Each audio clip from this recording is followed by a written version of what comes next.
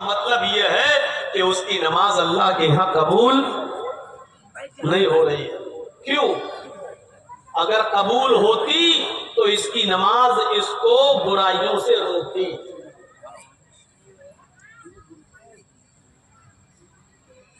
हाफिज इब्ने कसीर ने इस आयत की तशरीह में तफसीर इब्ने कसीर के अंदर लिखा है, किसी शख्स को अगर ये मालूम करना हो कि मेरी इबादत कबूल हो रही या नहीं, मेरी नमाज कबूल हो रही या नहीं, तो इसका पता कैसे लगाएगा? ये तो किसी को नहीं मालूम कि हमारी इबादतें कबूल हो रही या नहीं, ये तो अल्लाह ही बेहतर जाने। लेकिन एक उसूल बताया है हाफिज इब्ने कसीर ने, फरमाया कि अगर किसी को यह पता करना हो कि मेरी नमाजें कबूल हो रही या नहीं, तो वो ये देखे कि नमाज पढ़ने के बाद गुनाह के काम से कितना रुकता है। अगर वो गुनाह के काम से रुक रहा है तो ये उम्मीद रखे अपने दिल में, ये उम्मीद रखे अपने दिल में कि इंशाअल्लाह मेरी नमाज अल्लाह के यहाँ कबूल हो रही है, क्योंकि नमाज जब से मैं पढ़ता हूं मैं गुनाहों के इससे बच रहा हूं।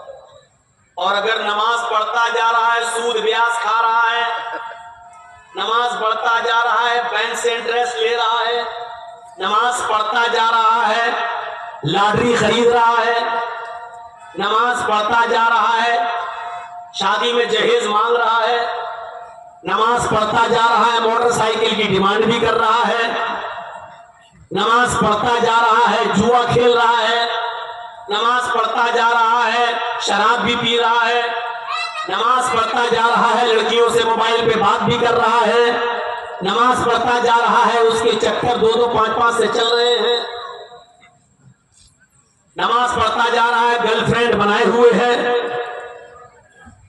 तो फिर वो ये उम्मीद भी छोड़ दे कि अल्लाह के यहाँ हमारी इबादत कबूल। उम्मीद वो लगाए कबूल हो रही या नहीं तो उसको भी नहीं मालूम, लेकिन वो उम्मीद लगा सकता है अल्लाह से खैर की, जो बुराइयों से बच रहा हो कि इंशाअल्लाह हमारी नमाज अल्लाह के यहाँ कबूल हो रही। मेरे प्यारे साथियों, नमाज का मकसद ही बताया है, इन्ना सलात तन्हा अनिल फ़हशाई वल मुनकर, बेशक नमाज इंसान को बेशर्मी और बेहयाई से रोकती है, खुले हुए गुनाहों से भी और बुरे यानी छिपे हुए गुनाहों से भी। ये नमाज का मकसद है। इसी तरह रोजे का भी एक मकसद है। मैं जानता हूं रमजान का महीना गुजर चुका है, अब मैं रोजे की फर्जियत पे नहीं बोल रहा हूं, लेकिन ये तो बताना ही है ना आपको कि रमजान के रोजों के कबूलियत की उम्मीद कौन लगा सकता है? किसके रोजे अल्लाह के यहाँ कबूल हो सकते हैं और किसके नहीं? या रमजान के बाद हमारी जिम्मेदारी क्या आयद होती है हमारे और आपके ऊपर? रमजान के रोजों का मकसद क्या था? या अय्युहल्लज़ीना आमनू कुतिबा अलैकुमुस्सियामु कमा कुतिबा अलल्लज़ीना मिन क़ब्लिकुम लअल्लकुम तत्तक़ून। ईमानो वालों, तुम्हारे ऊपर रमजान के महीने के रोजे फर्ज कर दिए गए जिस तरह तुमसे पहले के लोगों पर फर्ज किए गए थे। ये हिस्ट्री बताई, सिर्फ तुम्हारे ऊपर फर्ज नहीं है, ये मत समझना, तुमसे पहले की उम्मतों पर भी फर्ज किए थे। इन रोजों के फर्ज करने का मकसद क्या है? रीजन क्या है? कारण क्या है? हमने ये रोजे तुम्हारे ऊपर फर्ज क्यों किए? भूखा मारने के लिए नहीं, प्यासा रखने के लिए नहीं। क्या तुम्हें सुबह से लेके शाम तक भूखा रखेंगे, प्यासा रखेंगे तो हमारा अनाज बच जाएगा, गल्ला जो हम पैदा करते हैं बच जाएगा, और फिर जो बचेगा वो पूरे साल अपने बंदे, मेरे बंदे खाएंगे पिएंगे? क्या इस स्टोर में जमा करने के लिए? नहीं। रीजन क्या है? हमने रमजान के रोजे जो तुम्हारे ऊपर फर्ज किए, इसका रीजन है लअल्लकुम तत्तक़ून, ताकि तुम्हारे अंदर तक़वा पैदा हो जाए, परहेजगारी तुम्हारे अंदर आ जाए, अल्लाह का खौफ तुम्हारे अंदर आ जाए। बहुत बड़ी बात कही है। रोजे अल्लाह का खौफ पैदा करते हैं, डर पैदा करते हैं। कैसे? समाज में बहुत सी बुराइयां पाई जाती हैं, लेकिन एक बुराई सबसे बड़ी ये है कि हमारी बहनें और हमारी बेटियां शरीर औबाश और बदमाश लड़कों से महफूज कैसे रहें। हर आदमी को चिंता होती है, मेरी बेटी 16 साल की स्कूल जा रही है, कई जगह से गुजर के जाना पड़ता है और रास्तों में छिछोरे लड़के बैठे होते हैं, हो सकता है हमारी बेटी को छेड़ दें, हो सकता है हमारी बहन को छेड़ें। ये डर सबको लगता है और आज के जमाने में तो बहुत ज्यादा। जानते हो रोजे का सबसे बड़ा मकसद क्या बताया? या माशर शबाबी मन इस्तता मिनकुमुल बाअह, अल्लाह ने नौजवानों को हुक्म दिया, नौजवान लड़कों को हुक्म दिया, तुम में से जो नौजवान हो, जो ताकत रखता हो शादी करने की, अपनी बीवी को खिलाने की, अपनी बीवी को पिलाने की, अगर बीवी बीमार हो जाए तो उसका इलाज कराने की, उसको खिलाने पिलाने की ताकत रखता है, उसके इलाज की ताकत रखता है, उसका हक अदा करने की ताकत रखता है, तो अल्लाह के नबी फरमाते हैं फल यतज़व्वज, उस लड़के को चाहिए कि वो निकाह कर ले। आज थोड़ा सा इधर तवज्जो दीजिए, आज आप शांति से सुन रहे हैं तो सुनिए। बहुत समझो कि औरतों की आवाज बंद हो गई, वरना ये आमतौर पर इतना करीब इंतजाम हो तो मुंह इनके बंद नहीं रहते हैं। बहुत सुकून के साथ वो भी सुन रही है, अल्लाह करे कि सुनती रहे बेचारी ऐसे ही। आज आपको थोड़ी सी एक दो बातें हम अभी इस तरफ ला रहे हैं। नौजवानों को क्या हुक्म दिया? अगर वो शादी करने की ताकत रखते हैं, खिला सकते हैं, पिला सकते हैं, बीवी का हक अदा कर सकते हैं, बीमार हो जाए तो इलाज कर सकते हैं, उनको अल्लाह के रसूल ने क्या फरमाया? फल यतज़व्वज, उनको चाहिए कि वो निकाह कर लें। क्यों? वइन्नहु अग़द्दु लिलबसर व अहसनु लिलफर्ज। निकाह का फायदा क्या होता है? देखिए, निकाह का फायदा, शादी का फायदा क्या होता है? अग़द्दु लिलबसर, निगाहें झुक जाती है। जब कोई नौजवान शादी कर लेता है तो निगाहें झुक जाती हैं, यानी दूसरों की मां बहन बेटियों पर फिर वो गलत नजर नहीं डालता। और दूसरा फायदा, वह अहसनु लिलफर्ज, उसकी शर्मगाह की हिफाजत होती है। यानी अल्लाह ताला ने मर्द को भी औरत को भी, लड़के के अंदर लड़की के अंदर एक ख्वाहिश रखी है, इच्छा रखी है, इसलिए वो लोग जालिम हैं, अपने ऊपर जुल्म कर रहे हैं। जो 25 साल के और 30 साल के हो गए और फिर भी निकाह नहीं कर रहे हैं। वो लड़कियां, वो माँ बाप भी जालिम हैं जिनकी बेटियां 20 साल से बड़ी हो चुकी हैं, 25 साल और 30 साल की हो चुकी है, और वो अपनी बेटियों की शादी नहीं कर रहे हैं। क्योंकि अल्लाह ने जो चीज लड़के और लड़की के अंदर रखी है उसकी पूर्ति का हुक्म भी उसी ने दिया है। इसलिए ख्वाहिश अल्लाह ने रखी है तो अल्लाह ही के मर्जी के मुताबिक उस ख्वाहिश को पूरा करने का हुक्म भी उसी ने दिया है।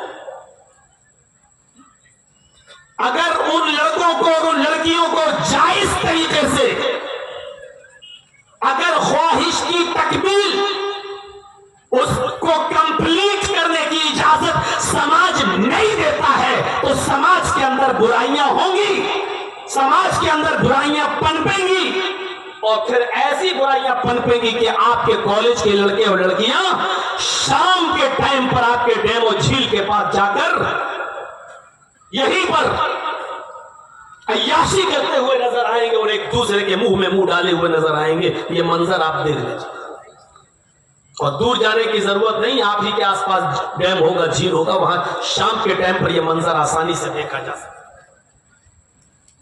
ये उसी कानून कुदरत के साथ बगावत का नतीजा है। बगावत करोगे, शादियां जल्दी नहीं कराओगे तो ये दिन तुम्हें, तुम्हारे बहन और बेटियों को ये दिन देखना पड़ेंगे। सैलाब आएगा तो कहां जाएगा?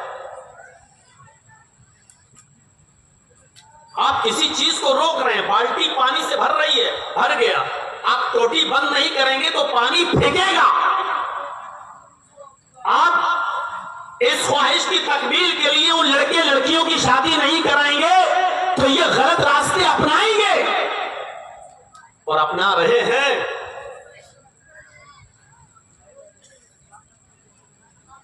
और सुनिए निकाह का फायदा, फ़इन्नहु अग़द्दु लिलबसर, निगाहें झुक जाती हैं, व अहसनु लिलफरज, और शर्मगाह की हिफाजत होती है।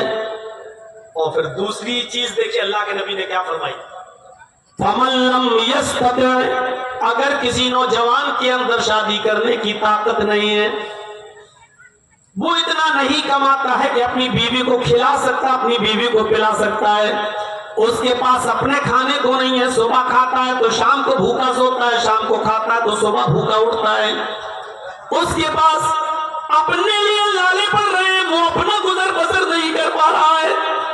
एक किसी इंसान की लड़की से शादी करके लाएगा तो उसको कहां से खिलाएगा पिलाएगा?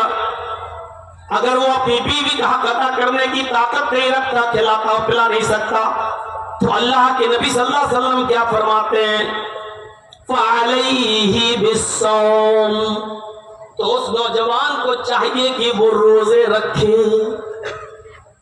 क्या पता चला, अल्लाह ने ये क्यों नहीं कहा कि वो नमाज पढ़े, अल्लाह ने ये क्यों नहीं कहा कि वो ज़कात दे, अल्लाह ने ये क्यों नहीं कहा कि वो हज करने चला जाए, अल्लाह ने ये क्यों नहीं कहा कि वो अपने घर पे बैठ जाए? अगर शादी करने की ताकत नहीं रखता, खिलाने पिलाने की ताकत नहीं है, बीवी का इलाज नहीं करा सकता, उसका हक अदा नहीं कर सकता, और कोई नेक काम करने का हुक्म नहीं दिया, ये क्यों नहीं कहा माँ बाप की खिदमत करे, बाप की सेवा करे, माँ की सेवा करे, ये क्यों नहीं कहा? ये क्यों कहा फ़अलैहि बिस्सौम, कि वो रोजे रखे, नफली रोजे। क्यों? जो शख्स नौजवान है, गैर शादीशुदा है, तो गैर शादीशुदा नौजवान समाज के लिए इतना बड़ा खतरा है। अगर 20 साल का, 22 साल का, 25 साल का हो चुका और शादी नहीं कर रहा है, तो समाज के सारे रहने वाले लोगों को सोचना चाहिए कि ये इतना बड़ा खतरा है हमारे समाज के लिए कि हमारी बहन और बेटी की इज्जत और आबरू उससे महफूज नहीं रह सकती है।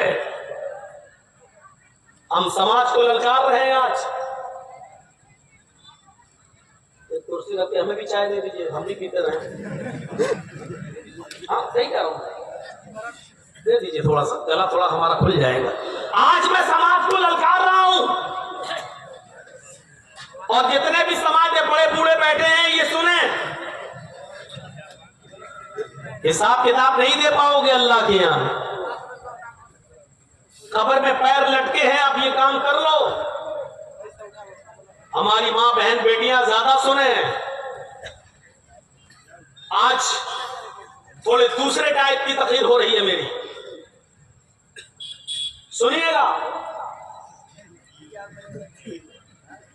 नौजवान शादी करने की ताकत रखता है फिर भी नहीं, अभी तो पढ़ रहा है मेरा बेटा, अभी 12 किया है उसने, साइंस साइड ली है, अपने पैरों पे खड़ा हो जाएगा तब शादी करेंगे। अरे अल्लाह के बंदे 12 किया है तो 12 और 18 साल का तो हो ही चुका होगा, तभी तो 12 हुआ होगा। ठीक है 20 साल में शादी कर दो, 21 में कर दो, 22 में कर दो, लेकिन 25 साल तक शादी न करने का मकसद क्या है साहब? अभी तो उसका MBBS में एडमिशन हुआ, 2nd ईयर हुआ। अरे कोई रोक रहा है आपको शादी के बाद मत पढ़ाओ? किसने मना किया? और इस चक्कर में अपनी बेटी को भी रोके हुए हैं साहब। अभी B.Ed कर रही है हमारी बेटी, PTC कर रही है हमारी बेटी, अपने जब पढ़ जाएगी तो रिश्ता अच्छा मिल जाएगा। अच्छे रिश्ते के चक्कर में वो खराब हो चुकी होती है यार। अब वो अपने शौहर के लिए ओरिजिनल बीवी नहीं रही। मेरा इशारा आप समझ रहे होंगे। आपने 25, 26, 28 साल तक अपनी बेटी को घर में रखा, आज निकाह कर रहे हैं, वो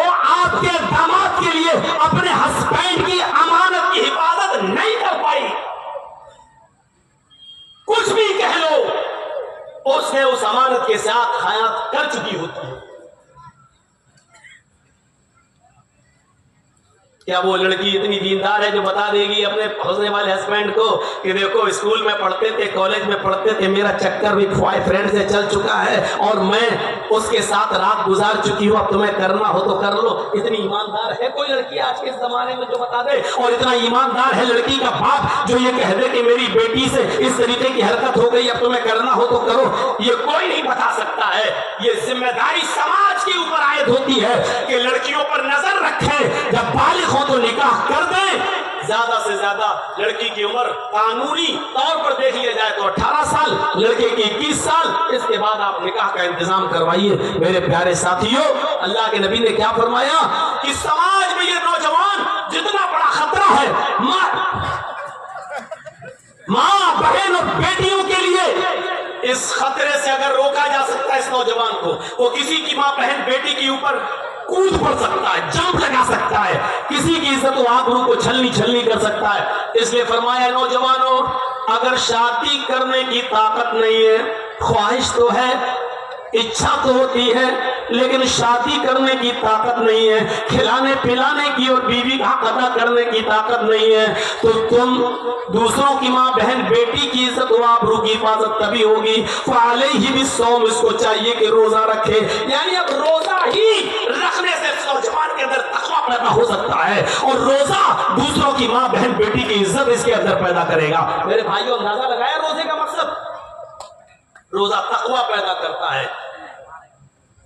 नौजवानों को हुक्म दिया जो शादी कर, इच्छा तो है लेकिन कर नहीं सकते, ताकत नहीं है खिलाने पिलाने की, तो उनको ये हुक्म दिया वो रोजा रखें, क्योंकि रोजा रखेंगे तो समाज की दूसरों की बहनें और बेटियां महफूज रहेंगी।